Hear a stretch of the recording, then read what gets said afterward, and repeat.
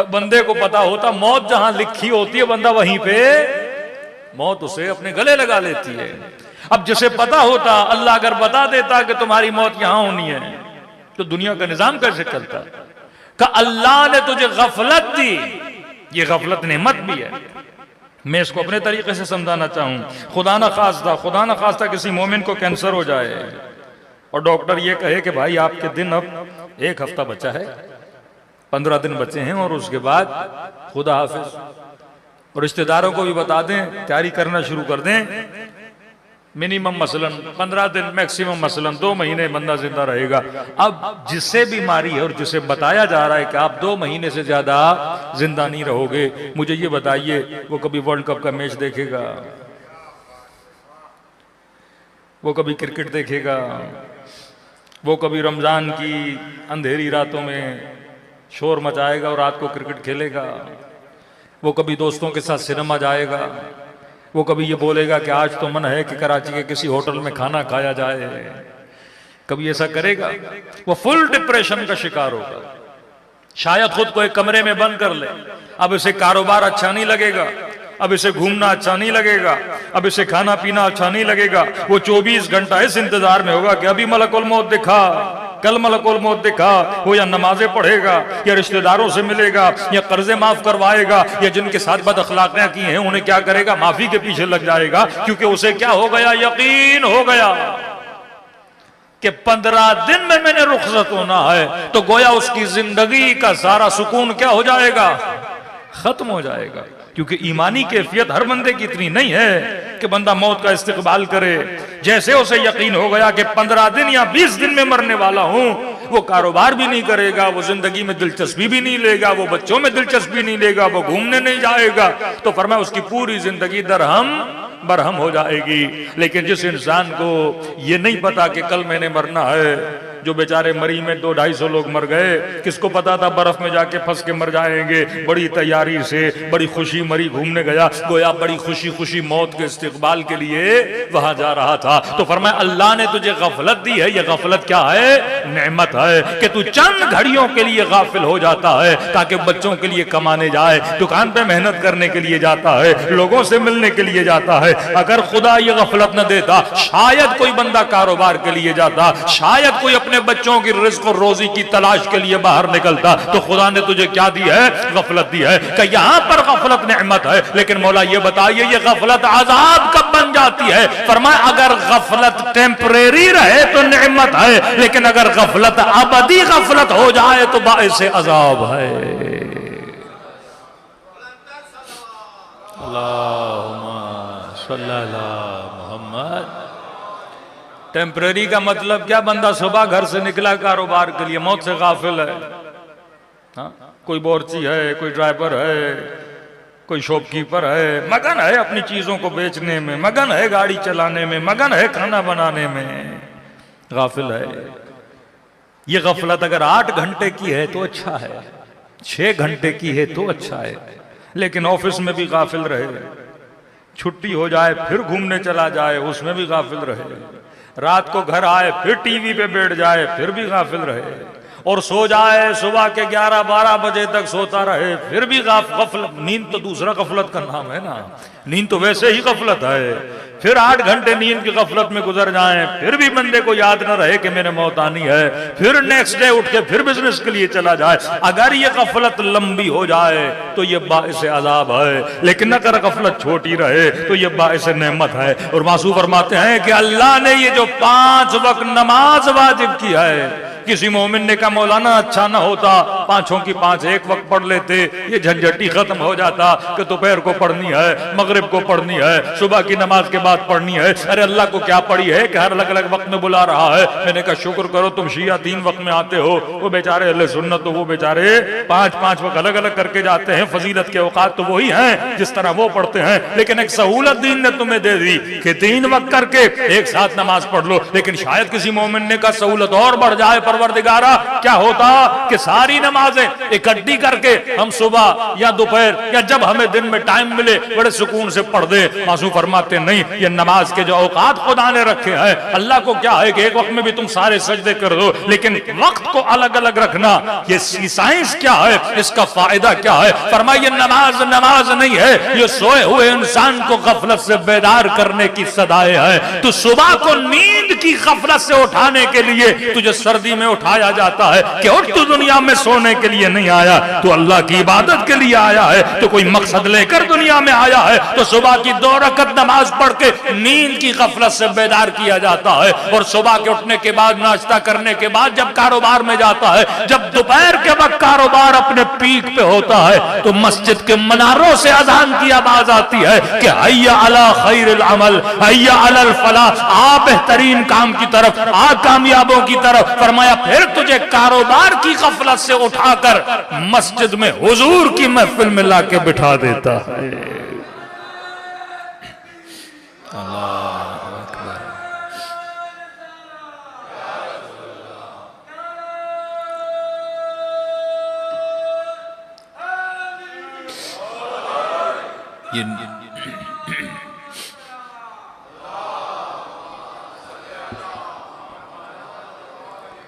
तो ये मत समझो ये नमाज है, ये तुझे गफलत से बेदार करने की आवाजें हैं कि हय्या अलस सलाह हय्या अलल फलाह। ये जुमले जो शुआर अजान में पाए जाते हैं, इनकी माना पे तवज्जो तो करो। हय्या अलल फलाह, कामयाबी की तरफ आओ। हय्या अला खैरिल अमल, बेहतरीन काम की तरफ तुझे बुलाया जा रहा है। अब खुदा यहां पे बंदे को चेक करता है कि ये गफलत में कंटिन्यू रहना पसंद करता है या सोए हुए जमीर को बेदार करना पसंद करता है, ये दुनिया के मामलात में मगन रहना पसंद करता है, या सबूत देता है कि परवरदिगारा मैं सोया नहीं था, मैं बेदार हूं, मुझे इल्म है कि मैं दुनिया में किस मकसद के लिए आया हूं, मैं यहां सिर्फ कारोबार करने नहीं आया, मैं एक हदफ लेकर आया हूं। फिर खुदा दोपहर को बुलाता है, फिर बंदा थका हुआ, पहले फिर 2 सजदे मुझे कर दे। अब है वाजिब का मतलब यही है कि तर्क करने से सजा मिलती है। तो एक तो वो गफलत है जिससे बेदार करने के लिए खुदा मस्जिद के मनारों से आवाज दे के बुलाता है। हर मोहल्ले में अजान की आवाज आती है, कोई ऐसी जगह नहीं जहां अजान की आवाज ना आती हो, तो अजान की आवाज बताती है कि गफलत से बेदार हो जा। लेकिन फरमाया एक गफलत वो है जिससे तुझे खुदा बेदार नहीं करता, तूने खुद बेदार होना होता है। और उस गफलत से जो बंदा बेदार होता है उसका मकाम बहुत बाला हो जाता है, और उस गफलत से बेदारी की नतीजे में तेरी कब्र में नूर आ जाता है, तेरी कब्र में रोशनी आ जाती है, तेरी कब्र के अंधेरे मिट जाते हैं। वो गफलत तो वो थी कि तू बेदार रहे, वो अल्लाह के जरिए बेदार किया जा रहा था। लेकिन एक गफलत वो है, कोई अजान तुझे बेदार नहीं करती, कोई शख्स तुझे बेदार नहीं करता। और वो कौन सी गफलत है? जब दुनिया सो रही होती है और तू ख्वाब गफलत में होता है, जब नमाज शब के लिए तू खुद को उठाता है। अब जब मुसल्ले इबादत पे आता है तो खुदा भी देखता है कि ये बंदा इतना बेदार है कि इसने खुद को उठाया है। अब वाजिब नमाज तो पढ़नी ही पढ़नी है, नहीं पढ़ोगे तो सजा मिलेगी। लेकिन ये वो नमाज है, ये अल्लाह ने इख्तियार दिया कि मैं देखना चाहता हूँ बंदा कितना बेदार है। जिस तरह एक ड्यूटी होती है 8 आवर्स 9 आवर्स आप ऑफिस में ड्यूटी करते हैं, लेकिन जो बंदा एक्स्ट्रा ड्यूटी करता है उसे ऑफिस वाले भी बोनस देते हैं। तो एक तो बेदारी नॉर्मल बेदारी है, एक बेदारी वो बंदा खुद को नमाज तहज्जुद के लिए उठाता है। तभी फरमाया तहज्जुद पढ़ने वालों की कब्रों में अंधेरे नहीं होंगे, तहज्जुद पढ़ने वाले की कब्रों में रोशनियां होंगी। और ये रोशनी इतनी ज्यादा होगी अगर इसके हमसाये में भी कोई दफन हो जाता है तो वो भी इसकी रोशनी से माला माल होता रहता है। सलवात पढ़े मोहम्मद वाले मोहम्मद।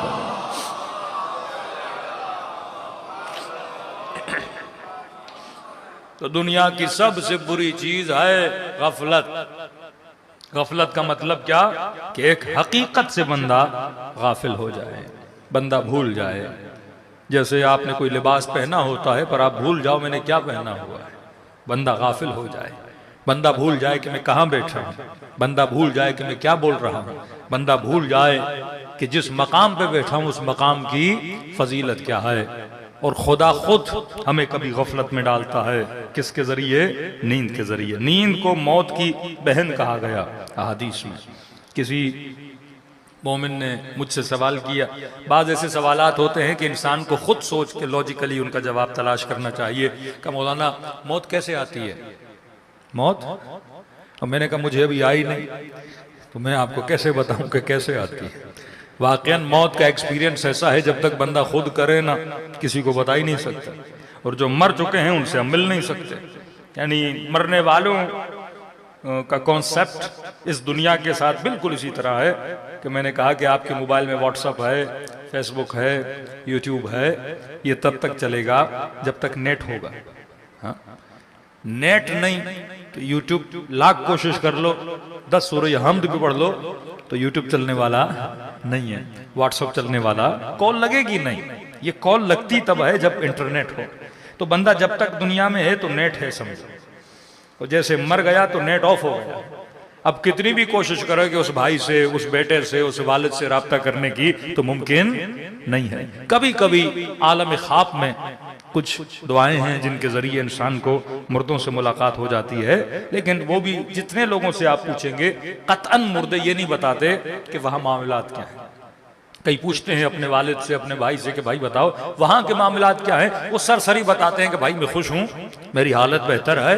या उनका हुलिया बताता है कि बंदा किस हाल में है, कभी सफेद लिबास, कभी उसकी हंसी, कभी उसका मुस्कुराना, तो उसकी कैफियत बताती है कि बंदा बड़ा खुश है। लेकिन कई लोगों ने इसरार किया ख्वाब में पूछने का कि बताइए वहां मामलात क्या हैं, आलम बरज़ख का सफर कैसा है, तो कहते हैं हमें इजाजत नहीं है कि हम वहां की खबर यहां दें। तो उस चीज को अल्लाह ने क्या रखा है, पोशीदा रखा है कि शायद वहां के मामलात समझाना उनके लिए बड़ा मुश्किल है, क्योंकि ये आलम और है, वो आलम और है। अब एक बंदे ने कभी जिंदगी में आम देखा नहीं, आप क्या बताओगे कि आम का जायका कैसा होता है। तो कई चीजें ऐसी होती हैं जिसको एक्सपीरियंस न किया जाए, तजुर्बा न किया जाए तो बंदा बता नहीं सकता। लेकिन मौत के हवाले से क्योंकि हदीस है कि नींद मौत की बहन है, तो उन्होंने कहा कि मौलाना मौत कैसे आती है, तो मैंने कहा जैसे नींद आती है वैसे ही मौत आती है। कहा मैं समझा नहीं। मैंने कहा देखो आज तक आपको याद है कि आपको नींद कब आती है, किसी को याद है? हमें ये याद होता है कि मसलन में बिस्तर पे जब लेटा था रात के 10 बज रहे थे, लेकिन वो घड़ी जब आप नींद में जाते हो वो किसी को याद नहीं होता, सडनली आती है और बंदा नींद में, किसी को नहीं पता होता कि मैंने ये जो मेरा माइंड है ये कब शट डाउन हो जाएगा, कब ये ऑफ होगा, वो घड़ी किसी को याद नहीं रहती। हाँ गहरी नींद आ रही है, लेकिन जब आती है तो अचानक आती है। मैंने कहा मौत का फलसफा भी बिल्कुल ऐसा है, बंदे को पता नहीं लगता, अचानक मौत आ जाती है। अब एक चीज ने अचानक आना है तो उसकी तैयारी कैसी होनी चाहिए, बता के तो उसने आना नहीं है। कई लोग कहते हैं मौलाना क्या 3 दिन पहले पता लग जाएगा कि हम मरने वाले हैं। मैंने कई लोग हैं उनको 3 दिन तो क्या, उस एक घड़ी पहले भी पता नहीं होता। बहुत बंदा इतना मुत्तकी और परहेजगार हो जिसे इशारा दिया जाए कि आप मर जाओगे। मैंने कहा बाकी सरसरी इशारे खुदा बहुत देता है जिनकी तरफ हमारी तवज्जो नहीं होती। मसलन आपके बाल पूरे ब्लैक थे, अचानक दाढ़ी में सफेद बाल आ गए, आईने के सामने खड़े, हर सफेद बाल तुझे मौत का पैगाम देता है, हर एक सफेद बाल। अब जिनकी दाढ़ियां नहीं है वो काट के पैगाम को उड़ा देते हैं, जिनकी हैं वो रंग लगा के पैगाम को उड़ा देते हैं।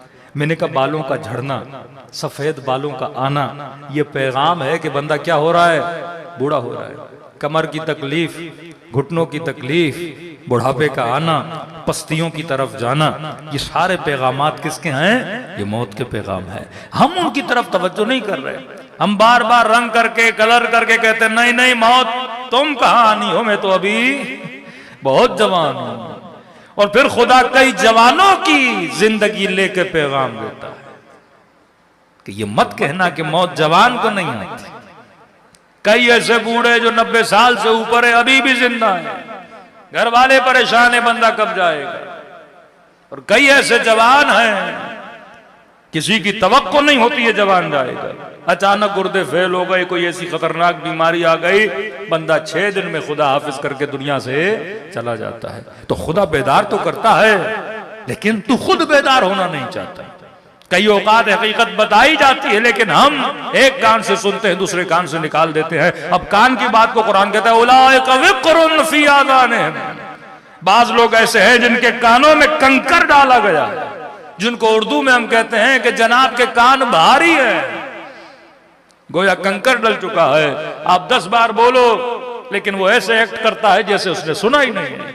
फरमाया बाज लोग ऐसे हैं जिनके कानों में कंकर है, हम बार बार पैगाम में मौत देते हैं लेकिन बंदा बेदार होने के लिए तैयार नहीं है। अब एक चीज अचानक आनी है, मैंने उसकी तैयारी कैसे करनी है। आयतुल्लाह उल-उज़्मा शिराजी बुजुर्ग, कुछ लोग उनके पास गए कि क़िबला अगर आपको पता चले कि आपकी जिंदगी का आखिरी हफ्ता है और आप दुनिया से जाने वाले हैं, बताइए आप जिंदगी कैसे गुजारेंगे। अब लोग इंतजार में थे कि हमने सवाल ऐसा किया, आपसे कोई ये सवाल करे कि आपको यकीन हो जाए कि आपकी जिंदगी का आखिरी हफ्ता है, आप कैसे जिंदगी गुजारोगे। तो कोई कहेगा नमाज़ें पढ़ूंगा, कोई कहेगा अब तहज्जुद पढ़ूंगा, कोई कहेगा अब डेली कुरान पढ़ूंगा, कोई कहेगा बड़ा अच्छा हो जाऊंगा, कोई कहेगा ज़ियारत पे जाऊंगा, कोई कहेगा ये अमल अंजाम दूंगा। अब ये इंतजार में थे आगा शिराजी बताएं कि वो क्या करेंगे ताकि वो हम अमल लिखना शुरू कर दें और आज से वो काम हम करना शुरू कर दें। मुस्कुराकर आगा शिराजी ने कहा बेटा जिंदगी का आखिरी हफ्ता रह जाए, पूछ रहे हो कि मैं उस आखिरी हफ्ते में क्या करूंगा, कब वही करूंगा जो आज तक करता हुआ आया था, कोई नया काम नहीं करूंगा। मतलब अली वाले रसूल वाले जिंदगी ऐसे गुजारते हैं, अगर 1 घंटे के बाद ये बोला जाए कि आपकी टिकट कट चुकी है और आगे चलना है, कहे मेरा बोरिया बिस्तर तैयार है, जब ले जाना चाहो मुझे ले जाओ। ये बिल्कुल ऐसे है कि आपको कोई मोमिन बोल दे भाई इस 1 महीने में कभी भी कॉल आएगी और शायद 1-2 घंटे में आपको एयरपोर्ट जाना पड़े करबला के लिए, तैयारी रखना। अब आप क्या करोगे, एक छोटा सा बैग बना दोगे, उस बैग में 3-4 कपड़े, 1 तौलिया, जरूरत की चीजें, अब बैग वो पैक होगा। अब आप कहोगे कभी भी फोन आएगा, मैंने बस बैग उठाना है, पासपोर्ट हाथ में रखना है और एयरपोर्ट की तरफ जाना है। तो यही आगा शिराजी ने कहा 1 हफ्ता क्या, अगर मुझे बोला जाए आधा घंटा जिंदगी का बाकी है, मैं वैसे ही जिंदगी गुजारूंगा जैसे गुजारता हुआ आया था। ये वो जुमला है अमीरुल मोमिनीन का। फरमाया हम पर और हमारे शियों पे फर्क नहीं पड़ता कि मौत उन पर आए या वो मौत पर आ जाए, वो हमेशा मौत के लिए क्या रहते हैं, तैयार रहते हैं। सलवात पढ़े मोहम्मद वाले मोहम्मद।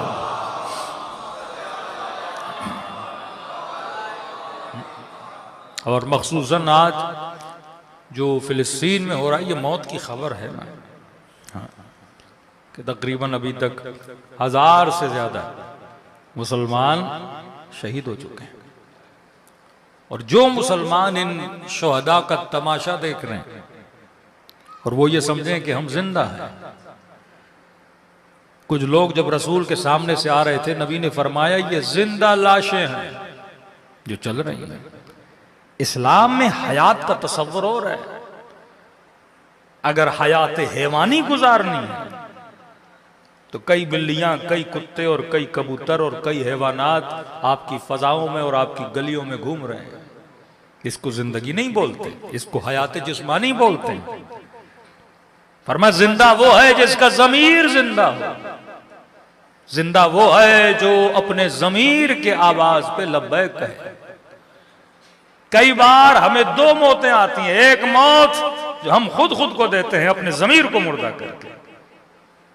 तभी फरमाए मुंह तू कबला अंतमू, तो इससे पहले कि तुझे मौत आए खुद को मौत दो। क्या मतलब, कभी कभी मौत मानाए जिंदगी में भी आती है, क्योंकि मौत सोए हुए आदमी को जगाने का भी नाम है। मासूम फरमाते मुंह तू कबला अंतमूत, इससे पहले कि तुम्हारी रूह को निकाल के तुझे जिंदा किया जाए, तू खुद को क्या कर दे, जिंदा कर दे। अगर दुनिया में इतने मुसलमान हैं और तमाशा देखें कि हजारों मुसलमानों की जानें ली जा रही हैं, बच्चों को मारा जा रहा है, खवातीन को मारा जा रहा है, और कुछ मुस्लिम ममालिक ये बोले कि हम इतना पैसा दे देंगे। थे हमारे अंदर भी कुछ ऐसे शिया जो कहते थे मौलाना इमाम ज़माना आएंगे, हम फंडिंग बड़ी करेंगे, लड़ेंगे नहीं। मौला को पैसों की जरूरत होगी, हम पैसे तो जरूर देंगे, लेकिन मैदान जिहाद में जाना मौलाना ये हमारा काम नहीं है। हम बिजनेस अच्छा कर लेते हैं लेकिन तलवार कौन उठाए, हम दुकान पर बैठना तो जानते हैं लेकिन सख्तियां कौन बर्दाश्त करे। तो आज वैसे ही मुसलमान जो कहे कि हम $2 करोड़ तो दे देंगे, लेकिन उनकी मदद कैसे करें? और फिर अमीरुल मोमिनीन का वही जुमला याद आता है कि बातिल जब अपने बातिल पर इतनी मजबूती से खड़ा है मुस्लिम, तू अपने हक पे खड़े होने के लिए तैयार क्यों नहीं होता? कि उनके 600-700 लोग मारे जाते हैं और अमेरिका का वजीर खारजा वफा है ना, ऐसी वफा मुसलमानों में पाई जाए। फिर कहे कि इमाम जमाना क्यों नहीं आते? फिर मुसलमान कहें कि हम जिल्लतों का शिकार क्यों हैं? ये मुस्लिम नहीं, ये मुर्दा लाशें हैं जो कलमा पढ़ के ऐलान इस्लाम करते हैं और ऐलान मुसलमानी करते हैं। कि उसका वजीर खारजा फौरन पहुंच जाता है इसराइल में, और अभी उनकी इलेक्शन की कैंपेन चल रही है, और अपनी कैंपेन में ट्रंप भी ये बोले कि मुझसे बेहतर कोई प्रेसिडेंट नहीं हो सकता जो इसराइल का दिफा करे। तो ये बातिल अपने बातिल की हिमायत में किस तरह खड़ा है कि अपना असलाह भी भेजे, अपने फौजी भी भेजे, अपने जहाज भी भेजे, और एक तरफ दूसरी उम्मत मुस्लिमा के पूरा पाकिस्तान क्रिकेट पे लगा हुआ है कि हमारी टीम ने छक्के कितने मारे और फोर कितने मारे। तुम्हारी एक मैच में इतनी रन्स नहीं बनती जितने वो अपने बमों से मुसलमानों को मार देता है। ये मुर्दा जमीरों की मिसाल है कि किस हाल में ये मुसलमान मैच देख सकता है और तालियां बजा सकता है और खुश हो सकता है।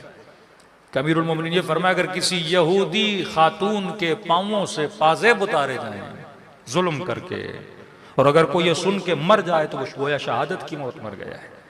ये नहीं कि सिर्फ इंसान मैदान जिहाद में जाके लड़े, कम से कम वो दर्द तो उसके वजूद में मौजूद हो। और जब दर्द होता है तो बंदा खुशियां नहीं मनाता, जब दर्द होता है तो बंदा भंगड़े नहीं डालता।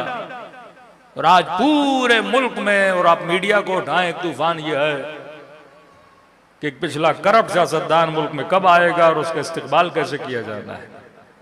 और ये जानबूझ के आपके जहनों को उस तरफ से हटाया जाता है। यहां तो बड़ी तैयारियां की जा रही थी, उस मुल्क को कैसे एक्सेप्ट किया जाएगा। ये तो अचानक समझेंगे उनके बने बनाए प्लान पे किसी ने पानी फेर दिया कि अब सोच रहे हैं कि ये कालक अपने मुंह पे कैसे मलेंगे कि जिन्होंने इतने मुसलमानों को कत्ल किया।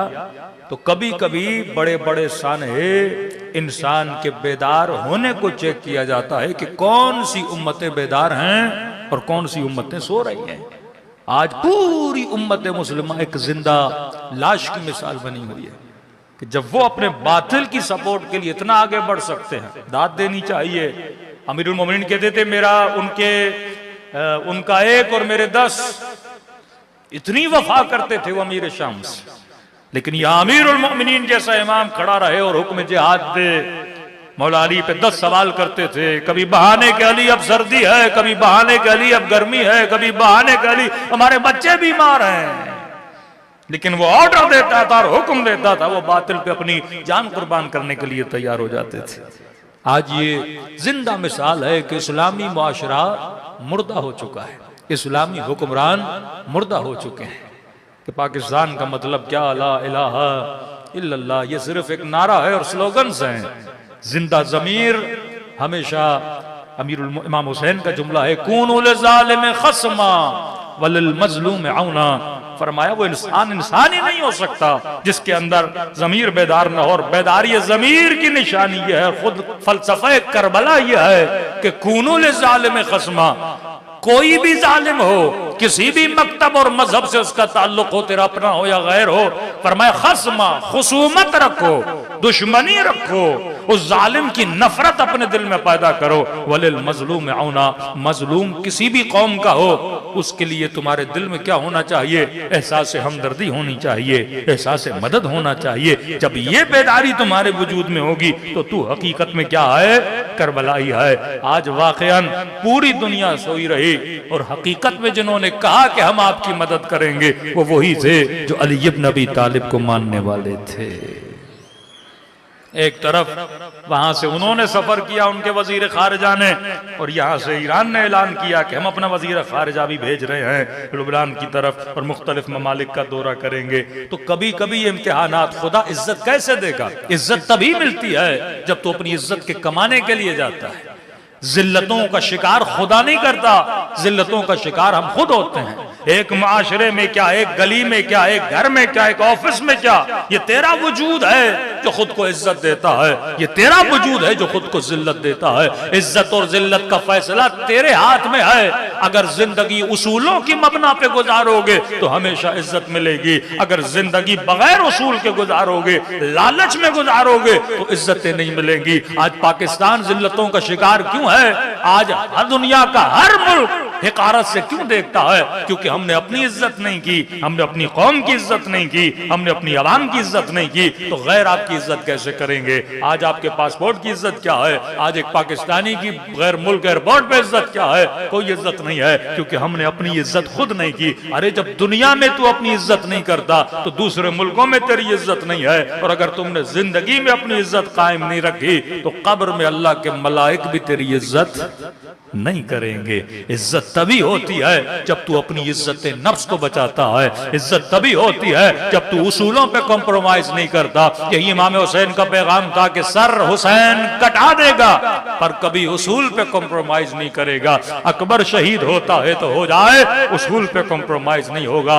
बहनों के पर्दों को कुर्बान किया लेकिन कभी उसूलों पे कॉम्प्रोमाइज नहीं किया। तो जिंदगी ऐसी गुजारो कि जब ये पैगाम आए कि दुनिया से जाना है, तुझे अपने आप से शर्मिंदगी महसूस नहीं होनी चाहिए। आज हर इंसान अपने गरेबान में अपने नामे अमाल को देख के ये बता सकता है कि मैं अपनी गुजारी हुई जिंदगी से राजी हूं कि नहीं हूं। अगर तू अपनी गुजारी हुई जिंदगी से राजी है तो खुदा भी तुझसे राजी है। अगर तू अपनी जिंदगी से राजी नहीं है तो रब भी तुझसे कभी राजी नहीं हो सकता। सलवात पढ़े मोहम्मद वाले मोहम्मद।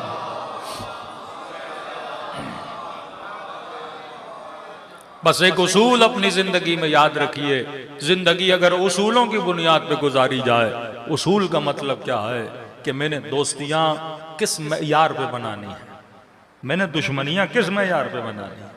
मसलन एक मुल्क को मैं अपना दुश्मन समझूं, मसलन पाकिस्तान इंडिया को अपना दुश्मन मानता है, इंडिया पाकिस्तान को अपना दुश्मन मानता है, ईरान मसलन इसराइल को अपना दुश्मन मानता है, इसराइल ईरान को अपना दुश्मन मानता है।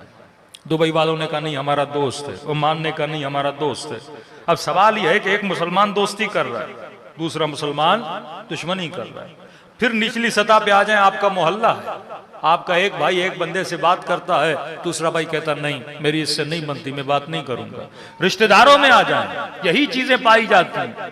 एक ही घर के 4 अफराद हैं, 2 अफराद एक बंदे से बात करते हैं, 2 बात नहीं करते। सवाल यह है मेरी नाराजगी का मेयार क्या है, मेरी दोस्ती का मेयार क्या है, मेरी मोहब्बत का मेयार क्या है, मेरी नफरत का मेयार क्या है। अब आइए मुआशरे में कि कहते हैं कि इमाम ज़माना के ज़हूर से दज्जाल आएगा। दज्जाल का मतलब क्या? एक आंख वाला। इसमें मैंने कई मजालिस पढ़ी, एक आंख का मतलब क्या है? जिंदगी का मेयार, ये बंदा जो जिंदगी गुजारेगा ये किसकी आंख से दुनिया को देखकर फैसले करेगा? क्या हुज्जत खुदा की आंख से देखेगा, अल्लाह की आंख से देखेगा, ऐनुल्लाह से देखेगा या ऐन दज्जाल से देखेगा? अगर जिंदगी दज्जाल की दूरबीन को देख के गुजारनी है तो वो जिंदगी कुफ्र और तागूत की जिंदगी है। अगर जिंदगी इलाही आंख को देख के गुजारनी है वो जिंदगी नूरानी जिंदगी है। अब दज्जाल की जिंदगी क्या है? सेल्फिशनेस का तसव्वुर, मफाद का तसव्वुर, मेरा फायदा। कॉन्ट्रैक्ट की बुनियाद क्या होनी चाहिए? मफादात। आज जंग क्या है? पाकिस्तान मफादात की जंग है। इंटरनल मफाद, एक्सटर्नल मफाद। फॉरेन पॉलिसी किस बुनियाद पे बनाई जाए? कहा जाता है मफाद की बुनियाद पे बनाई जाएगी। कौन मुल्क हमें पैसा ज्यादा देगा, कौन असलहा ज्यादा देगा, मफाद की बुनियाद पे। दोस्तियां मफाद की बुनियाद पे। अब एक बंदे से मैं दोस्ती कर रहा हूं, ये नहीं देखा जाएगा बंदा शराबी है, जानी है, झूठा है, दुश्मन अहले बैत है, सेक्युलर है, लिबरल है, किस में यार का? नहीं, बंदा पैसे वाला है। दोस्ती करूंगा तो माल मिलेगा, दोस्ती करूंगा तो क्या होगा? कॉन्ट्रैक्ट ज्यादा बनेंगे, दोस्ती करूंगा तो फायदे होंगे, माशरे में चलूंगा तो ये मुझे सपोर्ट करेगा। मतलब दोस्ती का मेयार क्या बना? ये वही दज्जाली आंख है कि मैं दोस्तियों का मेयार बेटियों के रिश्तों का मेयार, बेटों की शादियों का मेयार, मेरे जिंदगी में सिलेक्शन का मेयार, मेरी जिंदगी में चुनाव का मेयार, मेरी जिंदगी में इलेक्शन का मेयार क्या बना? ये वो आंख है कि तू किस बुनियाद पर चीजों को चुनता है। अगर दज्जाली आंख रखता है तो वो सेल्फिशनेस का तस्वुर है, वो मफाद परस्ती का तस्वुर है। अब मैंने अपने मुल्क को बचाना है और उस मुल्क को बचाने के लिए अगर 10 मुल्कों को तबाह करना पड़े तो मैं कर दूंगा। ये वही दज्जाली आंख है। अगर पूरा अफगानिस्तान भी तबाह होता है तो हो जाए, क्योंकि मैंने अपने मुल्क को बचाना है। इराक तबाह होता है तो हो जाए, मैंने अपने मुल्क को बचाना है। यही सेल्फिशनेस का तस्वुर कि इसराइल कहे कि अगर 2 मिलियन गजा में रहने वाले मुसलमान मरते हैं तो मर जाएं, क्योंकि इसने मेरा मारा है और मैं एक के बदले में 100 मारूंगा। ये मफाद का तस्वुर है। लेकिन इस्लाम का तस्वुर क्या है? जब जंग करो तो मयार रखा करो, जब जंग करो तो उसूल रखा करो। फरमाया भागे हुए को कभी पीछे से वार न किया करो, किसी की बस्तियों को उजाड़ा न करो, किसी की खेतों को उजाड़ा न करो। इस्लाम ने एक मयार बना दिए, लेकिन आज दुनिया में कोई मयार नहीं है। मयार यह है कि मेरी बका अगर है तो पूरी दुनिया को तबाह करना है तो कर दो। मेरा घर बच जाए लेकिन 10 घरों को आग लगती है तो आग लग जाए। वही गेम जो पॉलिटिकल पार्टीज कराची में या पूरे पाकिस्तान में खेलती हैं। कभी नेशनलिज्म का पत्ता, कभी लिसानियत का पत्ता खेला जाता है। मतलब हम बच जाए, हमारा वोट बैंक बन जाए, हमारी वैल्यू बढ़ जाए। और उस वैल्यू को बढ़ाने के लिए अगर मैंने 10 लोग मरवाने भी हैं तो ये बाज औकात अपने बंदे भी मरवा देते हैं। मजलूम बनने के लिए अपने बंदे मरवा देते हैं ताकि मुआशरे में हमारी क्या बने? वैल्यू बने। ये वही सेल्फिशनेस का तस्वुर है। लेकिन हुसैन ने करबला में सर कटा दिया, अपने मफाद के लिए नहीं, दीन खुदा के लिए। ज़ैनब ने चादर कुर्बान कर दी अपने मफाद के। अपना नुकसान है ना, फायदा तो नहीं हो रहा। किसके लिए? दीन खुदा के लिए। क्योंकि वो किस आंख से देख रहे थे? अल्लाह की आंख से देख रहे थे। वो निजाम इलाही की बुनियाद पे देख रहे थे। अपना असद जो है सीरिया का प्रेसिडेंट जो है, उसको ऑफर दी गई बाकायदा कि जाओ ईरान को पैगाम दो कि अगर ये इसराइल को तस्लीम कर दें तो हम पूरे खित्ते का किंग बनाएंगे, जिस तरह शाह ईरान पूरे मिडिल ईस्ट के किंग था। आप जितनी भी उस जमाने में सियासतदानों की शादियां देखेंगे, शाह ईरान की शादी मिस्र से, उस वक्त भुट्टो फैमिली में ईरान से, यानी हर बंदा ये चाहता था या अपनी बेटी दें या वहां से किसी को लें। क्योंकि जिस तरह आज सऊदी अरब है, हर बंदा किंग खानदान से कुछ चीज लेना चाहता है, अबू ज़बी से रिश्ते करना चाहता है। क्योंकि मिडिल ईस्ट को तकसीम किया जाता है कि ये पावर इस मुल्क को दिया जाएगा, का पूरा पावर आपको देंगे, पूरे खित्ते में आपकी ताकत होगी, आपका मजहब, आपका फिरका हावी हो जाएगा। जिस तरह एक फिरके को पूरी फैसिलिटीज दी गई, वो फिरका बढ़ता गया। हालांकि कम तादाद में थे, लेकिन आप देखें कई मुल्कों में उस फिरके को बढ़ाया गया, फैसिलिटेट किया गया। आपको भी करेंगे, पर शर्त यह है कि आप हमें मान जाओ। कभी आपका क्या जाता है? वो तो शिया है नहीं, उनकी आपसे बनती नहीं, आप उसे हमें मान लो, पूरे खित्ते में आपको पूरा पावर दिया जाएगा। लेकिन उन्होंने कहा नहीं, अगर हमारे मुल्क पे मसाइल आते हैं आ जाए, हम हुसैनी हैं, कम हम उसूलों पे कॉम्प्रोमाइज नहीं करेंगे। कितना आदमी बढ़, ये सारे सैंक्शंस, कई ऐसे नेशनलिस्ट ईरानी हैं जो इसकी मुखालिफत करते हैं। भाई हमारा क्या जाए, पैसे हम कमाए और तुम मदद दूसरों की करते हो। मुल्क हमारा, रिजर्व हमारे, कमाई हमारी, दौलत हमारी, मादिन हमारे, लेकिन आप किसी गैर की मदद के लिए उन चीजों को इस्तेमाल करो, किसी गैर की मदद के लिए नारा लगाओ और सारे मुल्क पे सैंक्शन लग जाए, पूरी कौम मुश्किलात का क्या हो जाए? शिकार हो जाए। लेकिन जो ऊपर बैठे थे उन्होंने कहा नहीं, इमाम हुसैन का एक उसूल है, कूनु लिज़ालिम खस्मा वलिल मज़लूम औना। कुछ भी हो जाए, अगर नारा लगा है हुकूमत महदी का, अगर नारा लगा है कि हम इमाम ज़माना के मानने वाले हैं, तो हमारा किरदार भी तो बताए ना कि हम किसके मानने वाले हैं। और देखिए आज खुदा ने पूरी दुनिया में ये शरफ है ना, ये इज्जत है ना कि ताकत वाले, दौलत वाले आज खामोश हैं, लेकिन जो किल्लत में हैं, लेकिन वो फिर भी मजलूम की सदा के लिए आवाज को क्या कर रहे हैं? बुलंद कर रहे हैं। सबसे पहले यमनियों ने आवाज दी कि हम तैयार हैं, ईरान ने कहा हम तैयार हैं, लुबनानियों ने कहा कि हम तैयार हैं, इराकियों ने कहा कि हम तैयार हैं। यानी जिन चारों जगह से आवाज आ रही थी, चारों के चारों हैदर कर्रार के मानने वाले थे।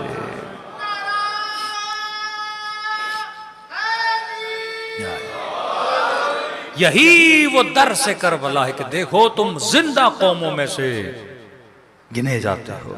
ये जिंदगी की निशानी है, ये वो इज्जत है जो खुदा ने आप लोगों को अता की है कि तुम हो जो निशानी बेदारी हो। तुम लोग हो जो आज भी, यानी आज पूरी उम्मत मुस्लिमा में अगर किसी पे जुल्म हो वो उम्मीद किससे रखता है? अमीरुल मोमिनीन के मानने वालों से रखता है कि वाकयान अगर कोई आएगा हमारी मदद के लिए, ये आएगा। और मजलिस का मकसद भी यही था। सवाल यह है कि एक वाक़े करबला है, एक वाक़े करबला है, एक मुसीबत जनाब सकीना है, जनाब अली असगर है, जनाब अली अकबर है, लेकिन हर मजलिस में उसे रिपीट किया जाता है। क्यों? इस फर्श अज़ा पे कौन सा वो जवान है, कौन सा मोमिन है जिसने शहादत अली अकबर नहीं सुनी? सबने सुनी हुई। कौन सा वो मोमिन और मोमिना है जिसने जनाब सकीना की मजलूमियत नहीं सुनी? सबको पता है। बार बार क्यों बताया जाता है? ताकि सोए हुए दिल को फिर क्या किया जाए? बेदार किया जाए। आशूरा का जुलूस निकालें, अरबईन का जुलूस, ट्रेनिंग दे रहे हैं इमाम हुसैन आपको। क्या आज से 1000 साल पहले जो जुल्म हुआ था, उस जुल्म और बर्बरियत के खिलाफ तुम क्या निकाल रहे हो? जुलूस निकाले। तो ये ट्रेनिंग है कि आज भी अगर जुल्म हो तो तुम्हारा ज़मीर क्या होना चाहिए? बेदार होना चाहिए। तो फरमाया आंसू गिरिया ये निशानी है कि बंदा बेदार है। तभी फरमाया जो बंदा संग दिल हो वो कम रोता है, जिसका दिल नरम हो वो ज्यादा रोता है। आयतुल्लाह लुज़्मा बहजत नमाज पढ़ते थे तो गिरिया करते थे। इमाम ख़ुमैनी के लिए मशहूर है, नमाज तहज्जुद में गिरिया करते। बाज़ औक़ात कहते हैं बच्चे परेशान हो जाते थे कि इस तरह रो रहे हैं जिस तरह एक छोटा बच्चा रोता है। ये गिरिया इश्क है, गिरिया शौक़ है। कभी ये गिरिया दूरी का गिरिया होता है। आज हम में से कितने लोग इमाम ज़माना की दूरी में गिरिया करते हैं? आज कितने लोग फ़ुराक़े महबूब में गिरिया करते हैं? तो फरमाया वदहकू कलीला वबकू कसीरा, कम हंसा करो, ज़्यादा हंसना दिल को कसी बनाता है। वबकू कसीरा, ज़्यादा रोया करो। इमाम रज़ा ने फरमाया वब्न शबीब, ऐ शबीब के बेटे, जब भी तेरा दिल करे रोने का, कभी बिजनेस में नुकसान, कभी बेटा मर जाता है, कभी भाई दुनिया से चला जाता है, बंदे का मन भर आता है, दिल करता है मैं रोऊं। तो इमाम रज़ा फरमाते हैं जब भी किसी भी रीजन की वजह से तेरा दिल करे ना रोने का, तो फरमाते आंसुओं को जाया न किया करो। आंसुओं की कीमत बड़ी है। अगर दुनिया की मुसीबत में ऐसे ही रो लोगे तो आंसू जाया हो जाते हैं ना, गिर के नीचे गिरे जाया हो गए। क्या कीमत है इस आंसू की? कोई नहीं। फरमाया शबीब, जब कभी दिल करे रोने का किसी भी रीजन की वजह से, तो फरमाया मेरे जद हुसैन पे गिरिया किया कर। अब इस आंसू की कीमत यह है कि सैयदा फातिमा अपने रुमाल में इसको जमा कर लेती। आगा मरअशी ने वसीयत की, फरमाया वो रुमाल जिसमें मैंने तहज्जुद के आंसू, मुसीबत हुसैन के आंसू बहाए हैं, उसको मेरी कब्र में मेरे साथ रखा करो, ताकि जब मुनकिर व नकीर आए मैं बताऊं कि ये वो रुमाल है जिसमें मैंने गिरिया किया था। वो सजदेगा मेरे साथ रखा करो जिस पे मैंने सजदे किए थे। वो तस्बीह मेरी कब्र में रखो जिस तस्बीह पे मैंने जिक्र परवरदिगारे आलम किया है। तो वाक़यान ये वो गिरिया है जो निजात कब्र का गिरिया है, ये वो गिरिया है जो बक़ाए इंसानियत का गिरिया है। तभी फरमाया जो खुलूस दिल से इमाम हुसैन को सलाम करे, खुदा उसे सवाब ज़ियारत इमाम हुसैन अता करता है। तो पूछा कि मौला एक सलाम करने से सवाब ज़ियारत मिलेगा? फरमाया एक निशानी है, अगर वो निशानी तेरे अंदर आ जाए तो समझना खुदा ने तुझे ज़ियारत हुसैन का सवाब अता किया। मौला क्या निशानी? फरमाया जब हुसैन मौला को सलाम करो और सलाम करने के बाद न चाहते हुए तेरी आंखों से आंसू आ जाएं, ये मत समझना ये तेरे आंसू हैं, ये आंसू नहीं, हुसैन ने तेरे सलाम का जवाब तेरी आंखों के जरिए तुझे भेजा है। एक मर्तबा हम कोशिश करते हैं रोने की, एक मर्तबा नहीं, दिल खुद रोता है। जब दिल खुद रोता है ना, ये आमद होती है मासूमीन की हमारे क़ुलूब पर। दिलों को करबला ले जाएं, सलाम करें अपने आका की मज़लूमियत पे, और उसका सवाब मरहूम की रूह की तरफ रवाना करें। दुआ है जितने भी मरहूमीन हैं खुदा उनके बरज़ख के सफ़र को आसान फरमाए। अस्सलामु अलल हुसैन व अला अली इब्न अल हुसैन, सब मिलकर व अला औलादिल हुसैन व अला अस्हाबिल हुसैन।